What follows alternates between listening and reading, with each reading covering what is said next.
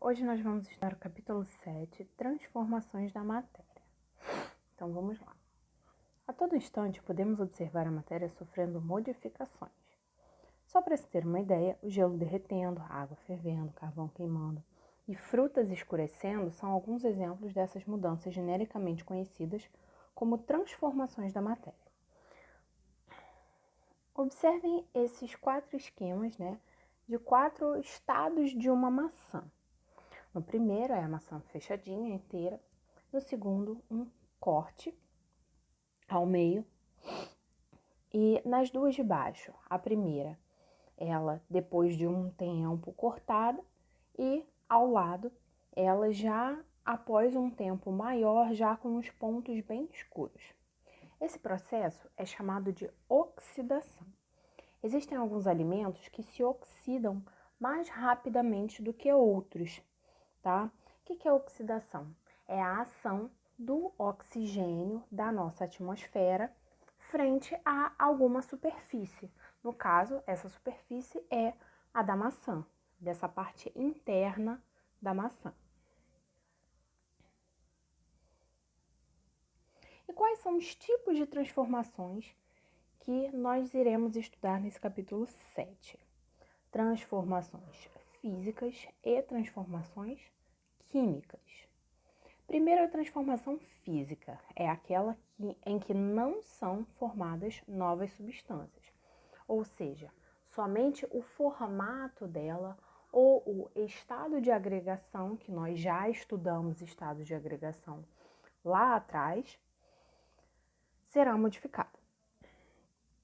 Quando manipulamos uma massa de modelar, independentemente do formato que damos a ela, o material continua sendo o mesmo. Nesse caso, trata-se de uma transformação física. Outro exemplo são as mudanças de estado físico ou, como eu mencionei agora há pouco, estados de agregação. Imagine um bloco de gelo derretendo. O gelo é água no estado sólido e água é água no estado líquido. Eles têm a mesma composição, água, mas uma está no estado sólido e outra no líquido. Então, nós temos uma transformação física, uma mudança de estado físico. Portanto, nenhuma nova substância é formada. Olha aí o exemplo do gelo derretendo.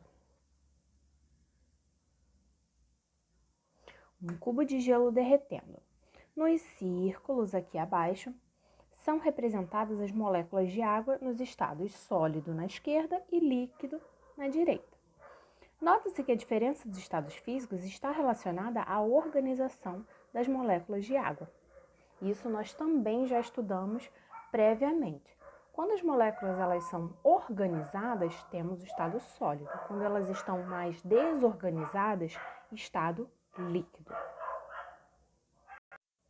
Seguindo, com o auxílio do modelo submicroscópico, é possível entender que a diferença entre os estados físicos está na organização do conjunto das moléculas e não na composição de cada uma delas, porque a composição é a mesma. Outro exemplo, dissolução do açúcar em água. A dissolução do açúcar em água é uma transformação física, pois nesse caso, as moléculas de água e açúcar não sofrem modificações de molécula, não sofrem modificações na sua estrutura. Elas sofrem modificações no seu estado físico. Bom, o que vai acontecer? O que esse esquema está representando? Nós temos um recipiente com água, que são as bolinhas azuis, e esse quadrado vermelho na parte de cima é o açúcar sólido. Nós temos várias moléculas de açúcar, uma juntinha da outra, tá? Nesse estado sólido. Quando o açúcar é adicionado à água tem a capacidade de fazer o quê? Espalhar, separar essas moléculas de açúcar que estavam todas juntinhas, tá? Representação esquemática da dissolução do açúcar em água. Após a dissolução, as moléculas de açúcar ficam separadas e espalhadas pela água.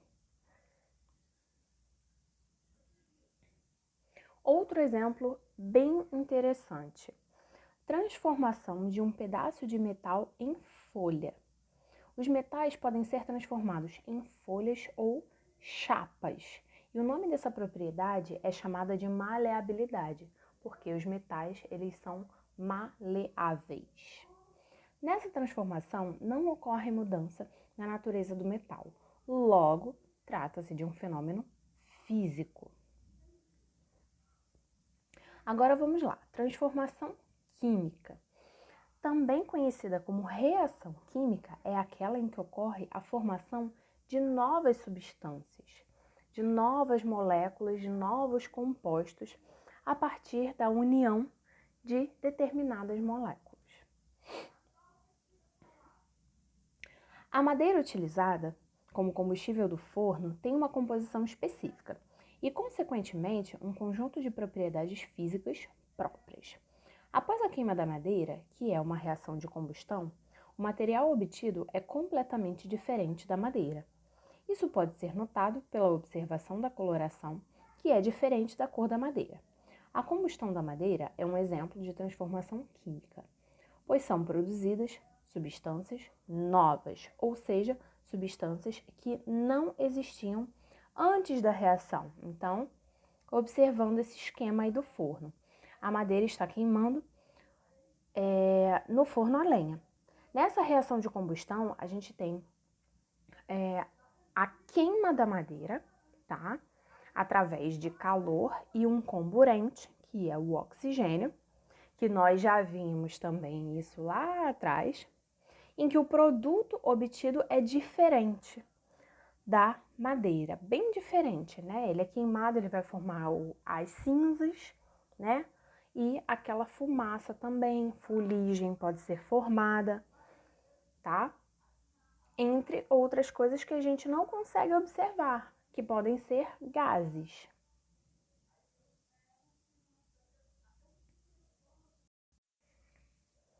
Como são percebidas as transformações químicas, gente? Primeiro, mudança de cor. Numa transformação química, as substâncias podem modificar de coloração, independente do estado físico em que elas estejam, tá? Um exemplo é a formação da ferrugem, aparecendo a cor avermelhada. Olha isso, é provavelmente uma grade, né, de ferro que sofreu a oxidação, ou seja, a ferrugem foi formada por cima da superfície de ferro.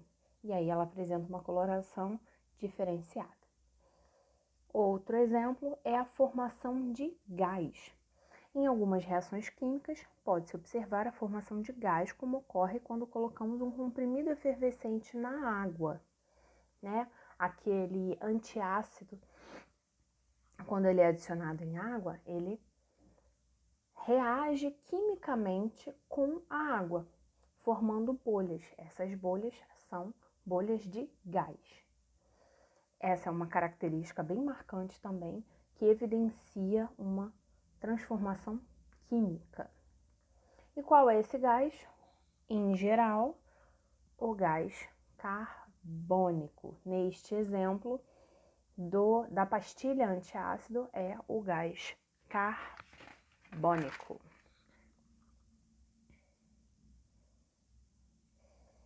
A formação de um sólido, que também é chamado de precipitado. Algumas substâncias líquidas ou em solução aquosa, quando misturadas, podem reagir e formar um sólido.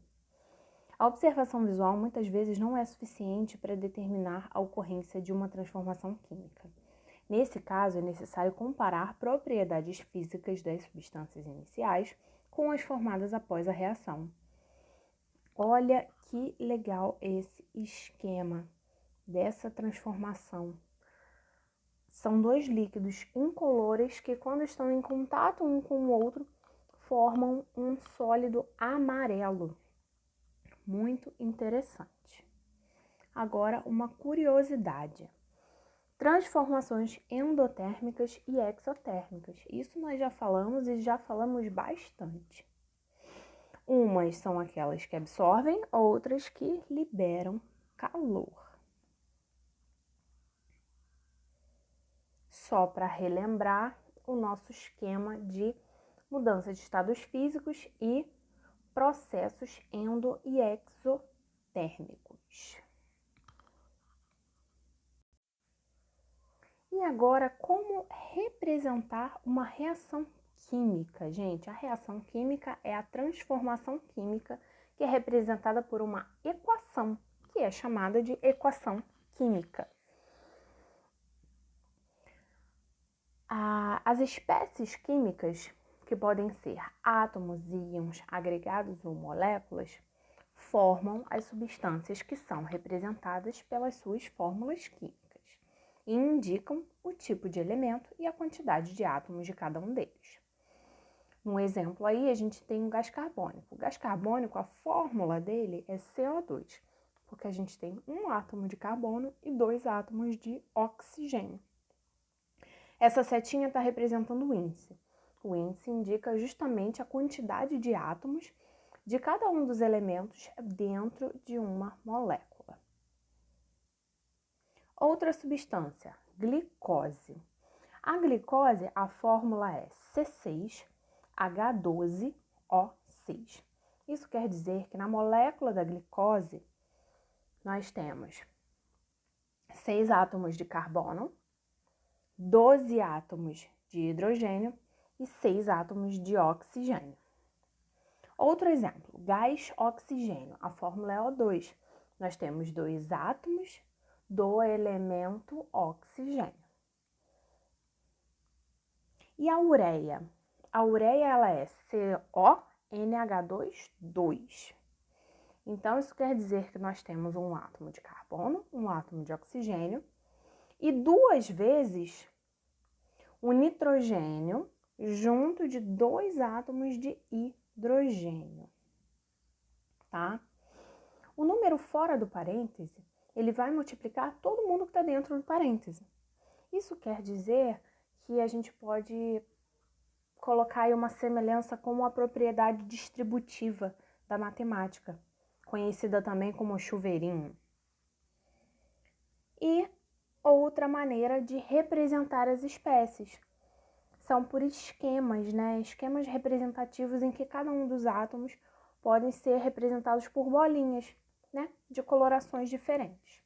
Nesses esquemas, nós temos o oxigênio como átomo vermelho, hidrogênio como átomo cinza, carbono como átomo preto. E os traços são as ligações entre esses átomos, porque eles precisam estar ligados de alguma forma. Então, essa molécula grandona é a glicose. Temos 6 átomos de oxigênio, 12 de hidrogênio e 6 de carbono. No gás carbônico, 1 de carbono e 2 de oxigênio. E na molécula de gás oxigênio, 2 átomos apenas de oxigênio. Seguindo, como é que a gente vai montar essas equações? Primeiramente, as substâncias que vão interagir, ou seja, que vão reagir para formar as substâncias novas. Aquelas substâncias que vão reagir são chamadas de reagentes. E aquelas que serão formadas são chamadas de produtos, porque são aquelas que serão produzidas. Então, uma outra explicação, como está aí na apostila. Reagentes, substâncias encontradas no início, ou seja, antes da reação. Produtos encontrados no final, ou seja, após a reação. Por exemplo, carbono, tá? O carbono sólido, sozinho, reagindo com gás oxigênio. Ele vai formar gás carbônico. Carbono mais oxigênio forma gás carbônico. Então, os reagentes, carbono, gás oxigênio, produto, gás carbônico. A setinha, gente, essa seta, ela representa a separação de reagente para produto. Se a seta está da esquerda para a direita, é porque aquelas substâncias que estão na esquerda estão se misturando, formando a substância da direita ou as substâncias da direita, tá? Porque podem haver mais do que um produto.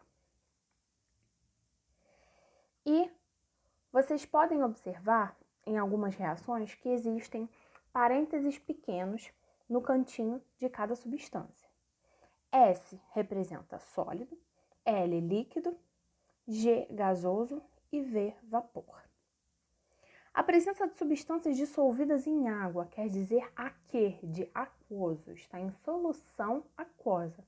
Seria o exemplo do açúcar que foi dissolvido na água. Ele seria açúcar aqui. Algumas condições em que a reação ocorre. Para isso, sobre a seta pode aparecer um delta. Esse triângulo é a letra delta, que representa aquecimento. Ou esse símbolo que parece um Y aí de cabeça para baixo, que chama-se lambda. Lambda representa presença de luz. A equação de combustão do carvão, utilizando fórmulas e conhecendo o estado físico de cada participante, pode ser representada. Então, nós temos o carbono, como eu falei, carbono sozinho, ele está no estado sólido e ele vai reagir com o gás oxigênio, que está no estado gasoso. Ele vai formar uma substância gasosa, gás carbônico, tá? Esse é um dos exemplos que pode ocorrer na queima da madeira. Demais exemplos. O carbonato de cálcio. Sólido, ele é muito usado em construção civil. Ele pode ser decomposto, ou seja, ele vai ser quebrado através de aquecimento, formando gás carbônico e CaO, que é o óxido de cálcio, no estado sólido. Ele pode ser usado também em construção civil, mas para outras finalidades que não o carbonato de cálcio. Duas moléculas de peróxido de hidrogênio. O peróxido de hidrogênio também é chamado, como muita gente conhece, de água oxigenada.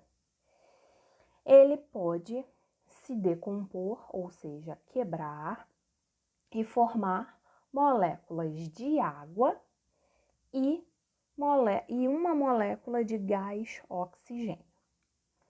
E aí, nesse caso, aparecem uns números na frente.